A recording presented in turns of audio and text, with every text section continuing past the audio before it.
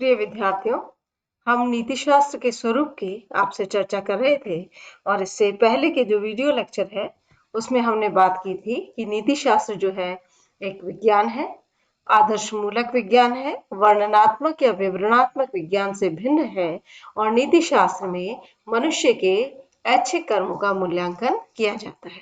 नीति शास्त्र के स्वरूप को जानते हुए हमें यह भी स्पष्ट होता है कि नीति शास्त्र जो है उसमें मनुष्य के अनैच्छिक कर्मों के संबंध में किसी प्रकार का मूल्यांकन नहीं किया जाता, क्योंकि अनैच्छिक कर्मों के संबंध में मनुष्य अपने कर्मों के लिए उत्तरदायी नहीं होता, परंतु ऐच्छिक कर्म जो होते हैं उसके लिए जो भी परिणाम उसको करने से या उसको संपादित करने से प्राप्त होते हैं उसके लिए मनुष्य उत्तरदायी होता है। इसी अर्थ में मनुष्य को एक नैतिक कर्ता या मॉरल एजेंट कहा जाता है। अब नीति शास्त्र में जब हम ये बात करते हैं कि नीति शास्त्र के अंतर्गत ऐच्छिक कर्मों का मूल्यांकन किया जाता है, तो एक और प्रश्न उठता है कि क्या मनुष्य की आदतें या जिसे हम हैबिट कहते हैं वो ऐच्छिक कर्म है या अनैच्छिक कर्म है।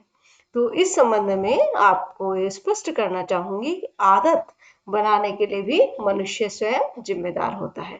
जब हम कहते हैं कि नीति शास्त्र आचरण का विज्ञान है, तो जो मनुष्य का कर्म क्षेत्र है, व्यवहार है, चरित्र है, वो सब भी नीति शास्त्र के अध्ययन क्षेत्र में आता है। तो मनुष्य की जो आदत है उसके लिए मनुष्य को उत्तरदायी माना जाएगा या नहीं, ये भी नीति शास्त्र के स्वरूप से जुड़ी हुई समस्या है।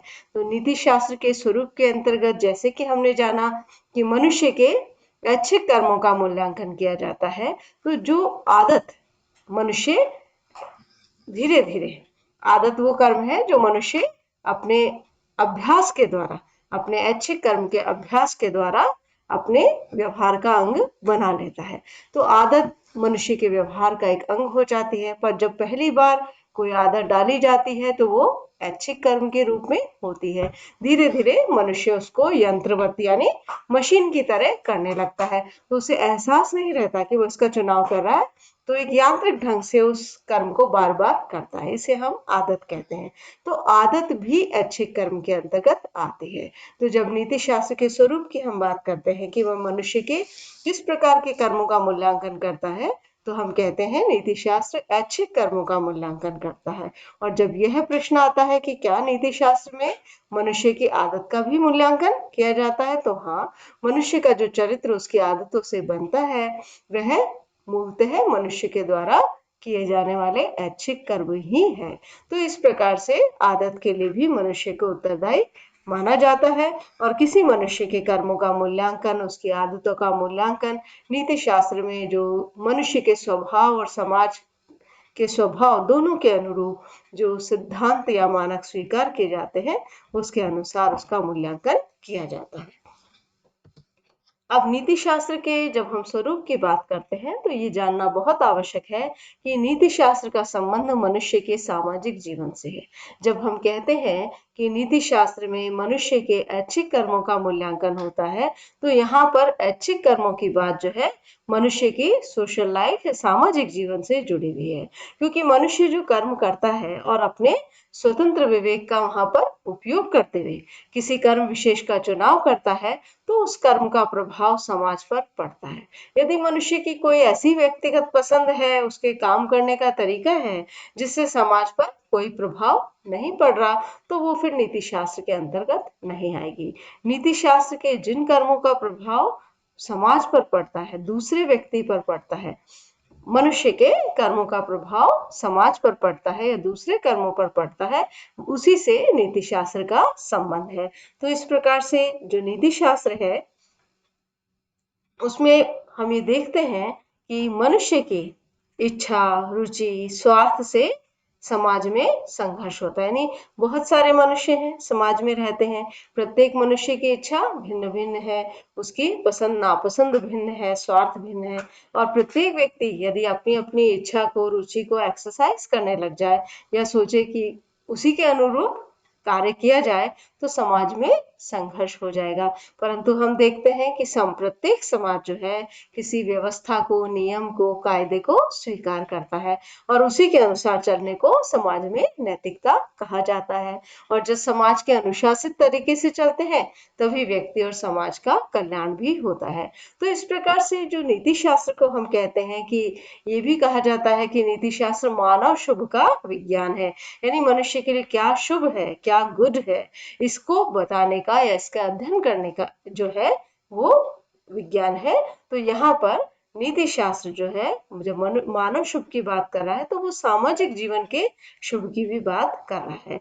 तो किस प्रकार से एक व्यक्ति व्यवस्थित और सामंजस्यपूर्ण तरीके से अपना सामाजिक जीवन जिए और उस सामाजिक जीवन जीने के लिए किस प्रकार के नैतिक नियमों की आवश्यकता है, ये नीति शास्त्र के जो है क्षेत्र के अंतर्गत आता है। तो इस प्रकार से नीति शास्त्र के जब हम स्वरूप की या नेचर ऑफ एथिक्स की बात करते हैं तो हमारे लिए यह जानना बहुत आवश्यक है कि नीति शास्त्र का संबंध सामाजिक जीवन से है और मनुष्य का जो व्यक्तिगत जीवन जो है समाज पर प्रभाव डालता है वो नीति शास्त्र के अंतर्गत आता है। तो मनुष्य के वे कर्म जो उसके सामाजिक जीवन को प्रभावित करते हैं वो उनका यहाँ पर मूल्यांकन किया जाता है।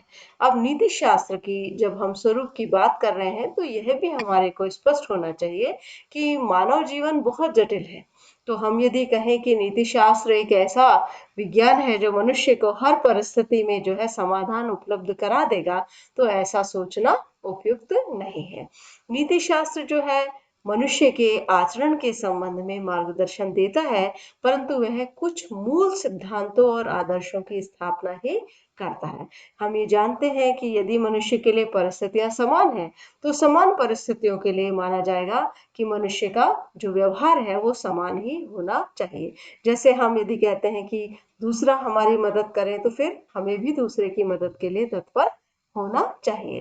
तो इस प्रकार से नीति शास्त्र में जिन आधारभूत सिद्धांतों और आदर्शों की स्थापना की जा रही है वहां पर समान परिस्थितियों में सामान्य मनुष्य के लिए स्वयं और दूसरों के प्रति कर्म के संबंध में मार्गदर्शन दिया जाता है और मनुष्य को जो आचरण के क्षेत्र में समस्याएं आती हैं उसके समाधान में मदद की जाती है। परंतु हम नीति शास्त्र के स्वरूप से ये अपेक्षा कर लें कि प्रत्येक मनुष्य की प्रत्येक परिस्थिति में नीति शास्त्र बिल्कुल सटीक जो है या एक निश्चित समाधान दे देगा, तो ऐसा सोचना हमारी भूल है। नीति शास्त्र एक सामान्य व्यवहारिक मार्गदर्शन प्रस्तुत कर रहा है कि यदि इस प्रकार की एक मोटे तौर पर व्यापक तौर पर परिस्थिति है तो फिर हमें ऐसा कर्म करना चाहिए और दूसरों के प्रति इस प्रकार का व्यवहार करना चाहिए। अब हम सभी जानते हैं कि मनुष्य का कर्म क्षेत्र बहुत विस्तृत है, जटिल है, सभी परिस्थितियों के लिए मानक तय नहीं किए जा सकते। इसलिए नीति शास्त्र के स्वरूप को जानते हुए हमें यह भी बड़ा ध्यान में रखने योग्य जो है बात है कि वो आचरण के संबंध में आधारभूत सिद्धांत या फंडामेंटल प्रिंसिपल्स को ही की ही स्थापना करता है। अब जब नीति शास्त्र के स्वरूप की चर्चा होती है तो इस प्रकार के प्रश्न भी उठते हैं कि क्या नीति शास्त्र व्यवहारिक विज्ञान है?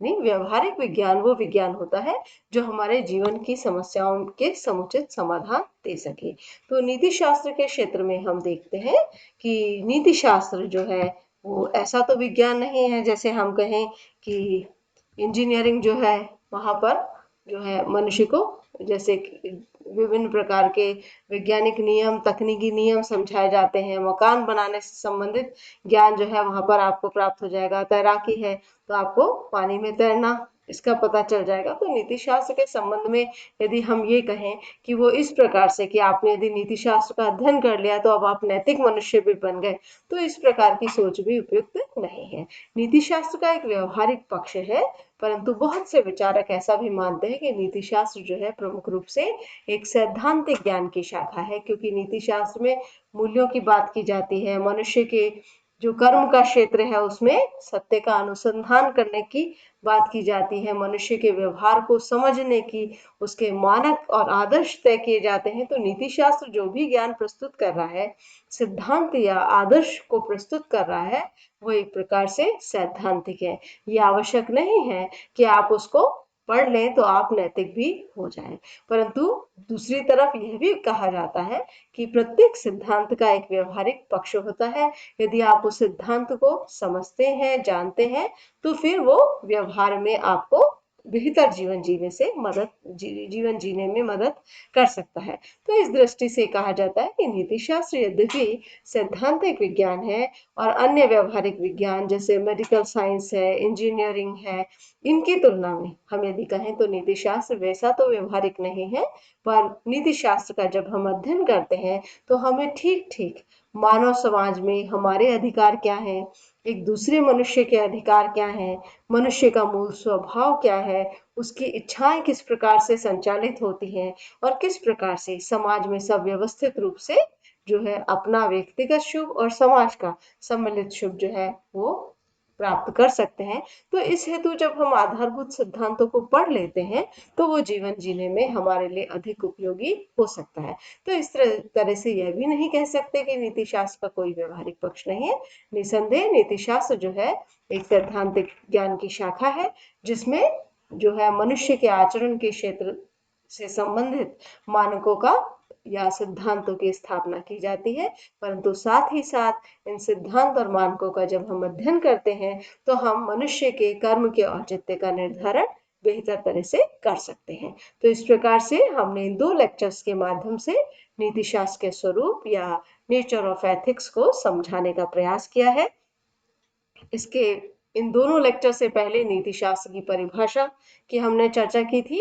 तो आपको एक निबंधात्मक प्रश्न के रूप में अभ्यास करिएगा आप कि नीति शास्त्र के स्वरूप को स्पष्ट कीजिए। तो उस परिभाषा को सामने रखते हुए इन दोनों लेक्चर्स में जो नीति शास्त्र के विभिन्न पक्षों की बात की गई है उसको आप जो एक लंबे प्रश्न के रूप में 400 शब्द के उत्तर के रूप में लिखने का अभ्यास कीजिएगा। धन्यवाद।